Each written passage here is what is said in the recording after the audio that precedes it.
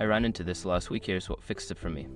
If you want to make your Klarna app experience smoother and more secure, enabling biometric login is a great option. Here is how to do it step by step. Step 1. Open the Klarna app. Launch the Klarna app on your mobile device. Make sure you are logged into your account to access the settings. Step 2. Go to Settings. Once you're in the app, look for the settings icon, usually represented by a symbol. Tap on it to enter the settings menu. Step 3. Find biometric login option.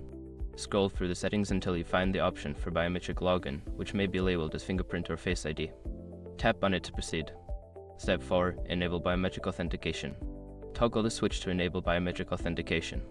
You may be prompted to confirm your choice with your device's existing biometric method like a fingerprint scan. Step 5. Test the biometric login. Log out of your Klarna account and then attempt to log back in using your biometric method. This will confirm that everything is set up correctly. If you encounter any issues, make sure your device's biometric settings are enabled in the main settings app.